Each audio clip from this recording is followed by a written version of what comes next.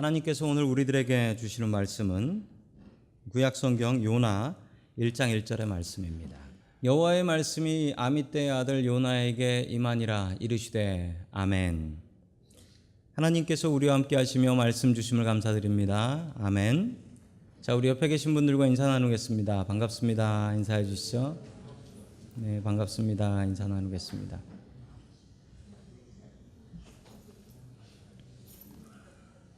자, 오늘 요나의 불순종이라는 제목을 가지고 하나님의 말씀을 증거하겠습니다. 구약 성경에 예언서라는 책들이 있습니다. 이사야, 예레미야, 에가, 에스겔. 듣기만 해도 머리 아프시죠? 이 예언서들은 심판받는다는 얘기, 멸망한다는 얘기, 그런 얘기들이 많아서 예언서들은 그냥 목사가 봐도 아이고 이거 빨리 읽고 넘어가야겠다 이런 생각이 듭니다. 암울해요. 그런데 예언서 중에 부동의 1위가 있습니다. 사람들한테 인기 제일 좋은 예언서 요나입니다. 요나서는 제가 어렸을 때부터 참 인기가 있어서 어렸을 때 그 아동부에서 선생님들이 말씀 전해 주실 때 이 요나서를 참 많이 해주셨고 물고기 그림도 많이 그렸던 기억이 납니다. 그러나 이 요나서는 다른 예언서들과 다르게 좀 충격적인 내용들이 있습니다. 일단 당시 사람들은 유대인들이 구원받는다라고 생각했는데 유대인 말고 다른 이방 백성이 구원받는다. 일단 이거 좀 충격적인 일입니다. 내가 생각하는 원수를 하나님께서 사랑하고 계시다라는 사실 아주 충격적이죠. 또 하나는 보통 이사야만 해도 하나님께서 부르실 때 주여 나를 보내주시옵소서 이러면서 가는데 이 요나는 하나님께서 부르셨을 때 도망을 갑니다. 도망가는데 그걸 붙잡아 와가지고 다시 예언자를 시켜요. 그런 걸 보면 성경에 나오는 선지자 중에 가장 불량한 사람이다라고 생각할 수 있습니다. 하나님께서는 왜 이런 일을 계획하셨을까요? 오늘 하나님의 말씀을 통하여 요나를 통한 하나님의 우리의 계획이 무엇인가를 알 수 있기를 축원합니다. 아멘. 첫 번째 하나님께서 우리들에게 주시는 말씀은 하나님께 순종하라라는 말씀입니다. 자, 우리 요나서 1장 1절 말씀 같이 읽습니다. 시작. 하나님께서 아미떼의 아들 요나에게 말씀하셨다. 아멘. 이게 하나님께서 이 요나를 택하신 그 콜링이라고 합니다. 택하신 그 순간 하나님께서 아미떼의 아들 요나에게 말씀하셨다. 그리고 그에게 분명한 미션을 주십니다. 자, 2절에서 그 미션이 나옵니다. 같이 봅니다. 시작.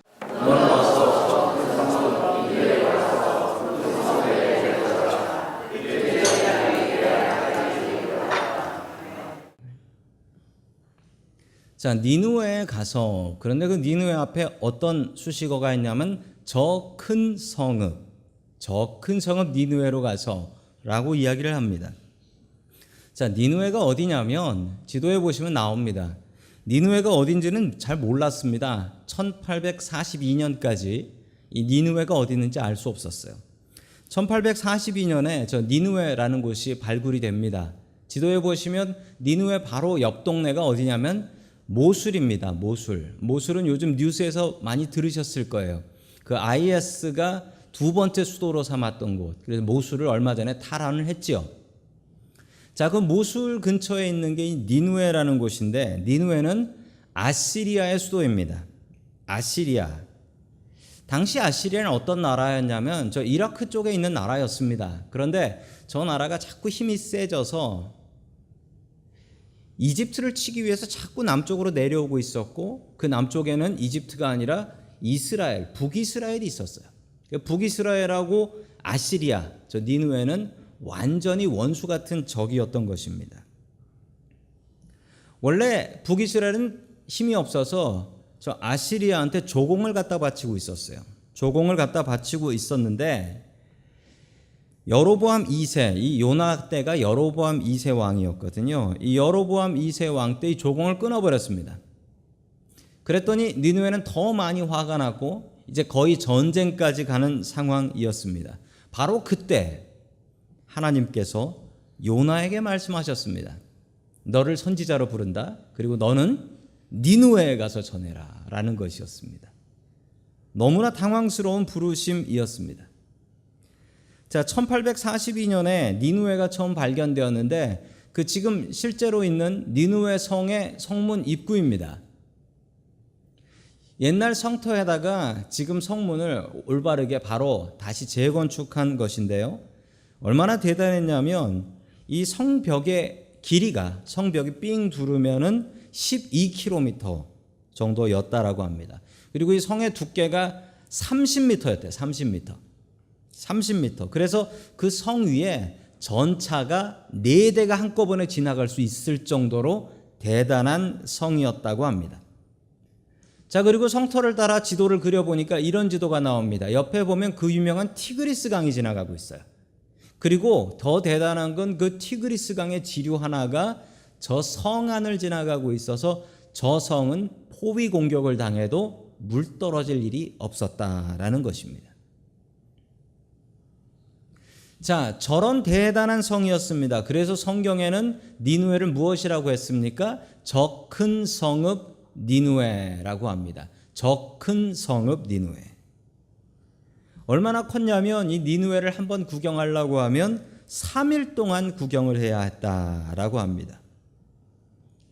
요나는 불순종을 했습니다. 하나님, 나 거기 못 갑니다 라고 얘기했습니다.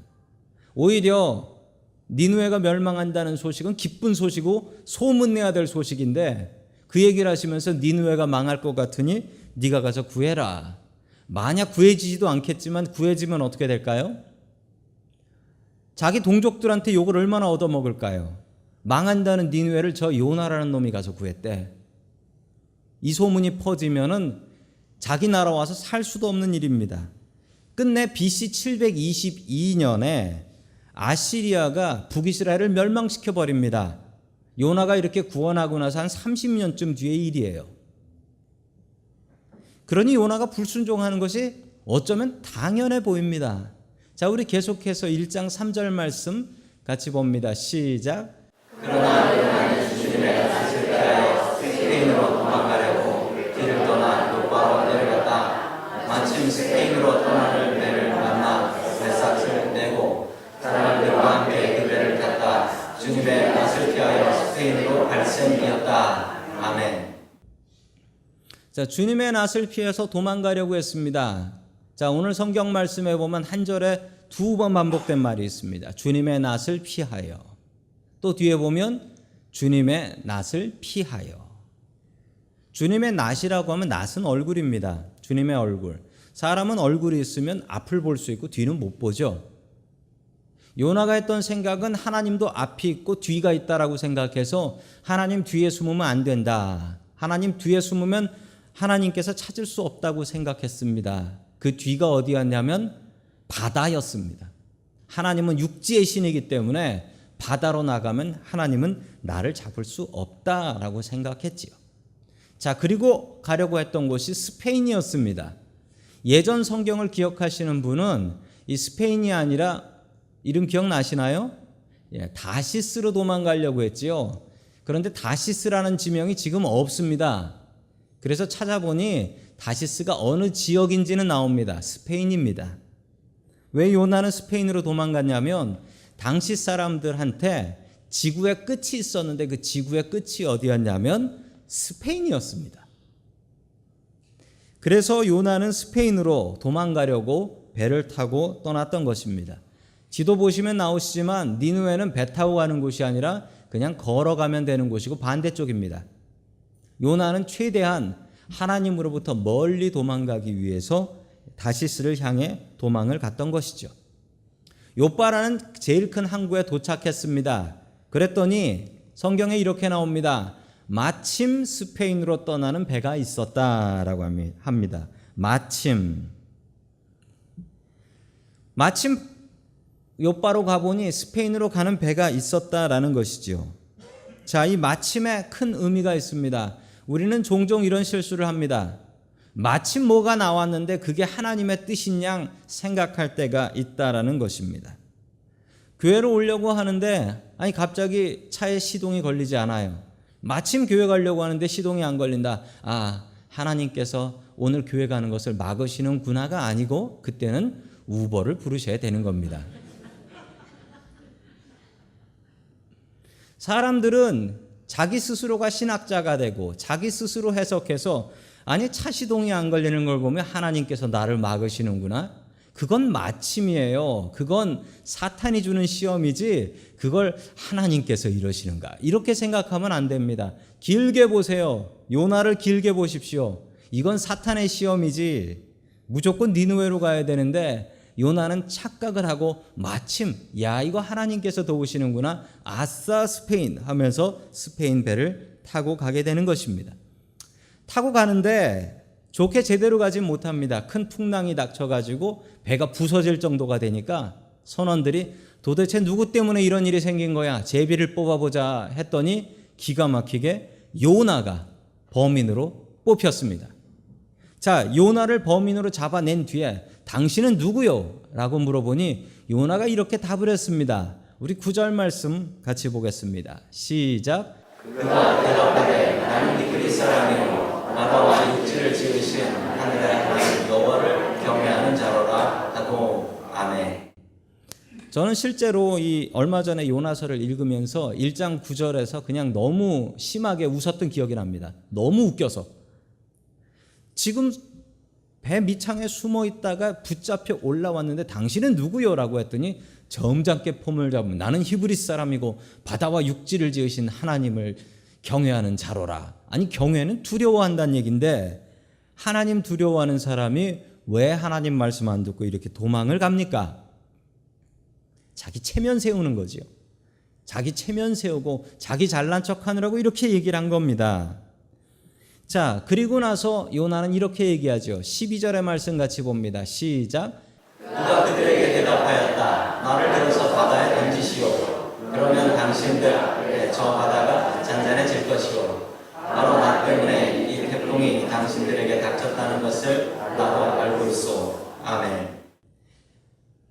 요나가 이러면 안 됩니다. 요나가 하나님을 정말 두려워한다면 요나는 이렇게 얘기해야 되죠. 내가 니느웨로 가야 되는데 다시스로 가가지고 이 풍랑이 온 겁니다. 그러니 배를 돌리십시오라고 얘기해야죠. 배를 돌려서 내가 니느웨로 갈 수 있게 해주시면 이 배는 안전합니다. 이렇게 얘기를 해야지요. 그런데 요나는 어떻게 얘기합니까? 나를 죽여라라고 합니다. 나를 죽여라. 나는 죽어도 니느웨는 못 가니까 나를 죽여라. 대단합니다. 이 고집 어디서 나온 걸까요? 저는 이걸 보면서 요나에게 별명 하나를 지어줬습니다. 요나는 기분이 나쁘겠지만 이건 불량 선지자예요. 성경에 이런 선지자가 어디 있습니까? 하나님께서 부르시는데 그냥 죽여라. 나는 죽어도 못 간다. 물에다 던지라는 거예요. 물에 던져버렸습니다. 저는 이 요나를 보면서 이런 생각을 했습니다. 하나님께서 왜 사람이 없다고 이런 사람을 뽑았나? 아니 세상에 사람이 이거밖에 없어서 이 요나를 뽑았나? 그러면서 제 마음속에 드는 생각이 이 고집센 요나가 나랑 참 비슷하다라는 생각을 했어요. 성도 여러분, 요나가 세상에 요나밖에 없어서 요나를 뽑은 게 아니라 요나가 문제 있고 배신하고 도망갈 걸 다 알고 하나님께서는 뽑으셨어요. 왜 뽑으셨을까요? 요나를 4장까지 다 읽으면 나옵니다. 요나가 문제가 너무 많은 사람이었어요. 그리고 요나 같은 유대인들이 너무나 많았어요. 그래서 요나를 뽑아서 세상 사람들에게 알렸습니다. 이렇게 살면 안 돼. 하나님께 순종해야 돼.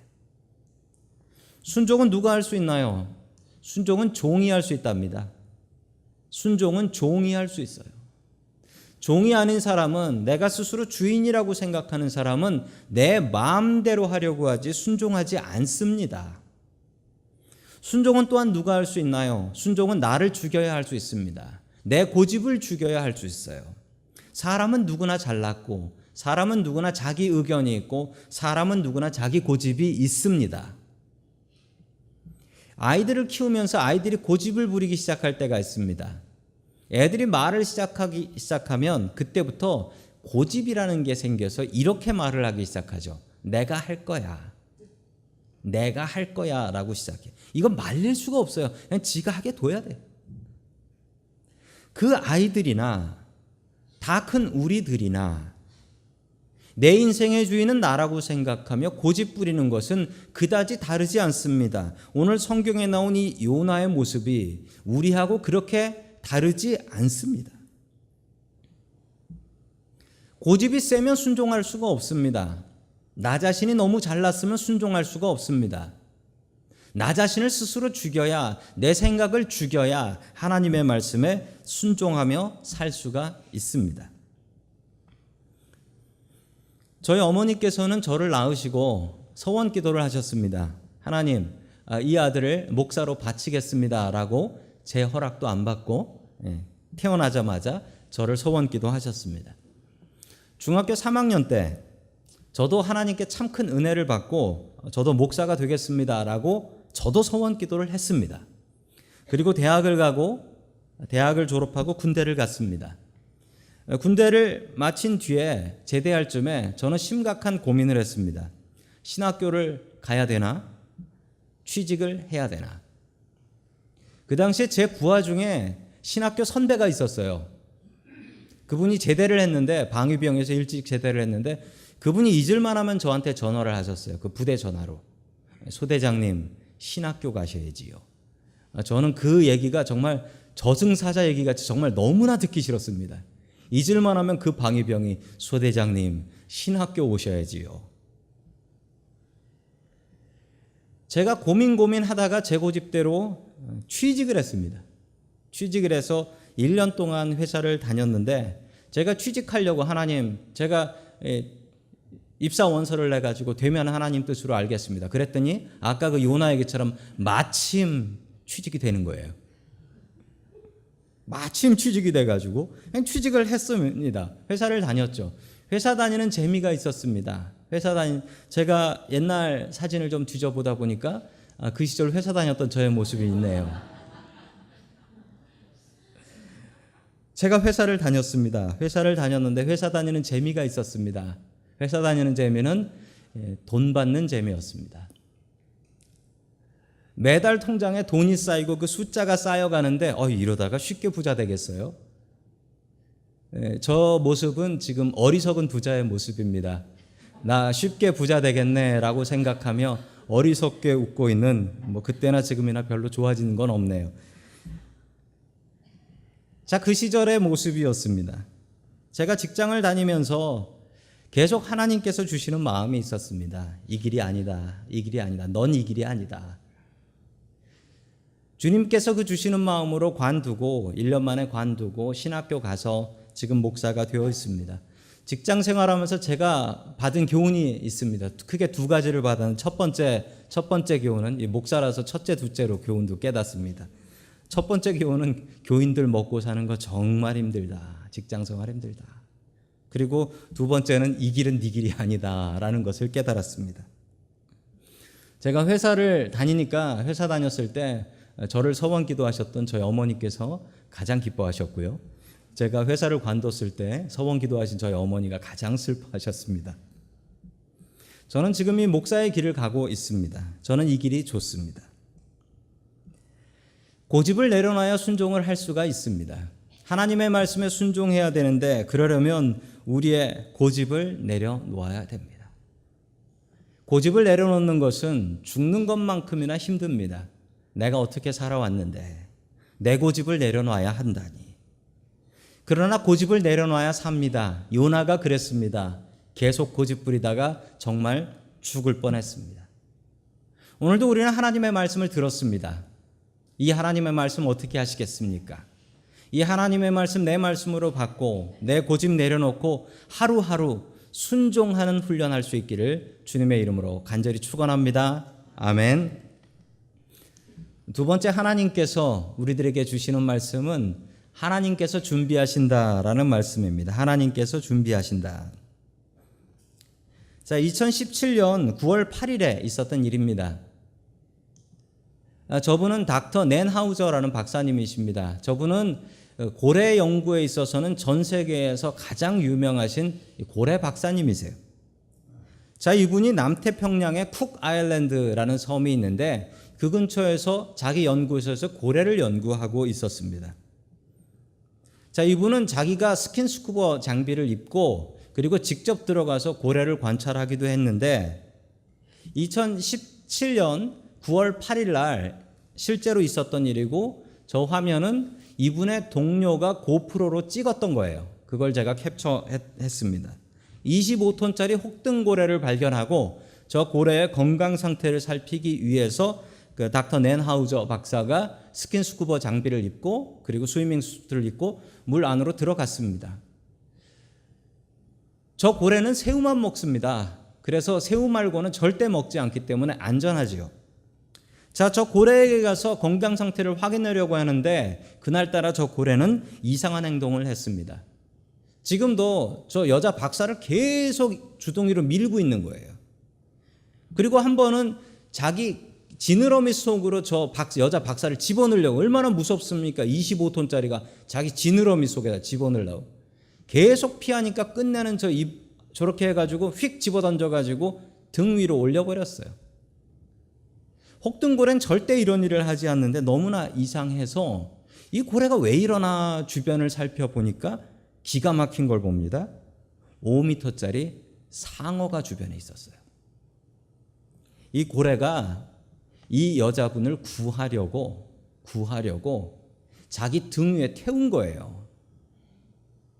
그래서 그 상어가 지나갈 때까지 이 여자분을 등 위에서 보호했습니다. 그때 그 일이 너무도 기가 막혀가지고 이분이 자기가 찍었던 비디오를 인터넷에 올렸습니다. 성경에도 동물이 하나님의 말씀에 순종해서 사람을 구하는 일은 몇 번 있었습니다. 오늘 성경에도 나오고 있습니다. 요나는 나는 죽어도 하나님께 순종하지 못한다. 나를 죽여라 라고 하며 바다로 던지라고 했습니다. 그런데 이런 일이 벌어집니다. 우리 17절 말씀 같이 봅니다. 시작. 주님께서는 큰 물고기 한 마리를 내려하여 주셨다가 요나를 삼키게 하셨다. 요나는 사흘 밤낮을 그 물고기 뱃속에서 지냈다. 아멘. 큰 물고기를 준비하셔서 이제 고래라고 저는 생각했는데 고래가 아니라 성경에는 큰 물고기라고 나옵니다. 저게 얼마나 중요한 거였냐면 제가 신학교 입학 시험을 치는데 저기에 괄호가 있었어요. 제가 고래라고 당당하게 쓰고 틀렸습니다. 저는 저 큰 물고기만 보면 이가 갈려요. 큰 물고기 한 마리를 하나님께서 준비하셨어요. 그 큰 물고기가 요나를 삼켰습니다. 그런데 삼켰는데 어떻게 삼켰는지 아세요? 한 번에 삼켰어요. 한 번만 씹으면 어떻게 됐을까요? 그건 죽는 거지. 그리고 이게 말이 안 되는 게요. 물고기 뱃속에 안 들어가 보셔서 모르시잖아요. 저도 모르는데 저 속은 숨을 쉴 수가 없답니다. 공기가 없어서. 근데 3일 동안 사람이 거기 살아있다? 이것도 말이 안 되고 이 물고기 뱃속은 강한 산성이래요. 애시드가 가득하대요. 그래서 이 안에 들어가면은 가만히 있어도 녹아서 소화가 돼버린다는 거예요. 사람의 배도 그렇답니다. 산성이래요. 자, 그런데 기가 막히게도 3일 동안 죽지도 않고 살았어요. 그리고 나서 무슨 일이 벌어지나 보겠습니다. 요나서 3장 1절과 2절 봅니다. 시작. 주님께서 또다시 요나에게 말씀하셨다. 너는 어서 저 큰 섬은 니느웨로 가서 이제 너에게 한 말을 그 성읍에 외쳐라. 아멘. 요나도 지독합니다. 나는 죽어도 못 가니까 나를 바다에 던져라 라고 했는데 하나님은 더 지독하십니다. 그걸 살려내요. 그래서 니느웨 근처 바닷가에 토해 놓게 해요. 그리고서 불러서 하는 말, 주님께서 이렇게 말씀하셨습니다. 이제 좋은 말 할 때 니느웨로 가라. 하나님이 더 하시네. 요나는 지금 죽을 자유가 없어요. 죽으면 살려내가지고 너 다시 니느웨로 가야지. 하나님께서는 요나를 고치려고 마음을 먹으신 겁니다. 자, 계속해서 4절 말씀 봅니다. 시작. 요나는 그 성읍으로 가서 하늘길을 걸으며 큰 소리로 외쳤다. 40년만 지나면 니느웨가 무너진다. 아멘. 아주 불량한 선지자입니다. 왜냐하면 아까 말씀드렸죠. 이 니느웨 성을 제대로 둘러보려면 며칠? 3일. 그런데 그걸 하루만 대충 돌아요. 대충 돌면서 큰 소리로 외쳤는데 뭐라고 외쳤냐면 40일만 지나면 니느웨가 무너진다. 이렇게 그냥 외친 거예요. 누가 무너뜨린다는 얘기도 없고 어떻게 하면 산다는 얘기도 없고 너희들 40일 지나면 망한다 라고 하면 아마 좀 신이 난 것 같아요. 그러면서 소리를 지르고 다녔습니다. 생각해 보십시오. 3일 동안 물고기 뱃속에서 나온 거지도 이런 거지가 없어요. 그것도 외국인이 나와가지고 돌아다니면서 40일 지난 니느웨가 무너진다. 이 얘기를 듣고 회개할 사람이 어디에 있습니까? 그런데 이상한 일이 벌어져요. 9절 말씀 같이 봅니다. 시작. 하나님께서 마음을 돌리고 노여움을 크실지 누가 아느냐. 그러면 그가 멸망하지 않을 수도 있다. 아멘. 아시리아의 왕, 니느웨의 왕이 한 얘기입니다. 회개를 해요. 아니 그 정신 나간 외국인 하나가 40일을 돌아다니며 그렇게 외쳤는데 회개를 해요. 저는 아무리 읽어봐도 이게 말이 안 돼요. 아니 왜 회개를 해요? 미친 사람이 소리 지르고 다니는 건데 이걸 왜 회개를 해요? 요나가 더 화가 났습니다. 회개하잖아요. 이거 내가 얘기해가지고 회개하잖아요. 그런데 니느웨 사람들이 이렇게 회개한 이유가 있습니다. 그 이유가 뭐냐면 역사적인 기록에 살펴보면 이 니느웨에 요나가 가기 전에 두 번의 큰 재앙이 있었어요. 큰 재앙이 있었어요. 그래서 니느웨 사람들이 그것 때문에 신이 노해서 우리한테 이런 재앙이 있었다라고 걱정하고 있었습니다. 그런데 더 놀라운 사실 하나를 발견했습니다. BC 763년에 지구에 완전 일식이 있었습니다. 완전 일식. 일식이라면 해를 달이 가리는 거죠. 작년에 기억하실 거예요. 작년에 미국에 일식이 있었죠. 완전 일식 아니었습니다. 우리 동네 한 70% 정도만 가렸는데 그때 정말 묘한 기분, 하늘이 빨개지고 아니 정말 뭐 오늘이 일식하는 날이어서 신기해서 봤지 그걸 모르고 당했던 고대인들은 야 이건 하나님께서 심판하시는구나 이런 생각이 들었을 것 같아요. 그런데 이게 The Assyrian Eclipse라고 해서 기록으로 남아 있습니다. 천문학 자료로 남아 있어요. 계산해 보면 지구가 언제 일식이 있었는지 계산이 나오는데 그 계산해 보면 BC 763년에 지도에 보시면 정확히 이라크 지역 그 지역 상공에 완전 일식이 일어났다라는 것을 보실 수 있습니다. 보이시죠? 줄 지나가는 게 그 줄이 정확히 이라크 지역을 상공을 지나서 이 지역에 5분 동안 완전한 암흑 토탈 이클립스가 있었던 것을 볼 수가 있습니다. 그 뒤에 요나가 간 거예요. 그 뒤에 요나가 가서 40일이 지나면 니느웨가 무너진다라고 얘기를 하고 다녔더니만 니느웨 사람들의 마음이 모두 다 무너져 버린 겁니다. 40일 지나면 세상이 멸망한다. 이건 요나가 말을 잘해서 된 것이 아니었습니다. 하나님께서 모든 것을 다 준비해 놓으신 것이었습니다. 그 큰 물고기도 하나님께서 준비하셨고 두 번의 재앙도 하나님께서 준비하셨고 달이 태양을 가리는 일식도 하나님께서 완전 일식으로 준비했던 것입니다. 하나님 하시는 일이 이렇습니다. 하나님께서 모든 것을 다 준비하십니다. 저는 미국에 2005년에 처음 왔습니다. 제가 미국에 처음 왔을 때 저는 박사 과정 1년만 콜수업만 하고 한국에 돌아갈 생각이었습니다.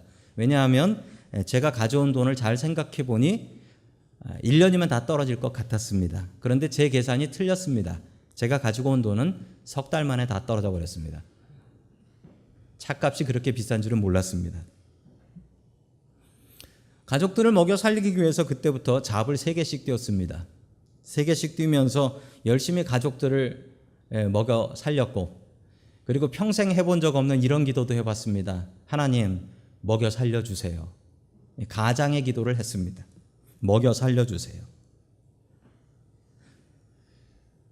그런데 제가 참 많은 걱정을 하고 미국에 왔었는데 와서 보니까 제가 걱정한 것이 헛된 것이 될 정도로 제가 있을 수 있는 기숙사 집, 원래 기숙사 없다고 해서 못 준다라고 했거든요. 그런데 기숙사 집이 갑자기 하나가 나서 거기에 살 수 있었습니다. 그리고 제가 사역할 수 있는 교회를 허락해 주셨고 그 교회에서 지금까지 계속해서 사역할 수 있게 해 주셨습니다. 제가 준비한 건 하나도 없었고 저는 기도만 했을 뿐인데 하나님께서 완전히 지구 반대쪽에 있는 미국에 제가 필요한 것들을 준비해 놓고 계셨던 것입니다. 이런 하나님을 여호와 이레라고 합니다. 창세기 22장에 나오는 말씀이지요. 하나님께서 준비하신다. 내가 내 아들을 준비해서 내 아들을 잡아 죽이려고 올라갔는데 가보니 하나님께서 다른 재물을 준비해 놓으셨더라라는 사실이었습니다. 하나님은 여호와 이레의 하나님이십니다. 하나님께서 늘 우리를 위해서 지금도 준비하고 계신 분이십니다. 우리가 기도하면 하나님께서 우리를 위해서 준비하십니다. 우리가 기도해야 되는 이유가 여기에 있습니다. 우리가 기도하지 않으면 하나님께서는 준비하지 않으시고 그러면 우리가 할 수 있는 일은 단 하나 아무것도 없습니다. 우리가 기도하면 하나님께서 준비하십니다. 우리를 위해서 준비하신 하나님, 그 하나님 믿고 든든히 기도하며 나아갈 수 있기를 주의 이름으로 간절히 축원합니다. 아멘.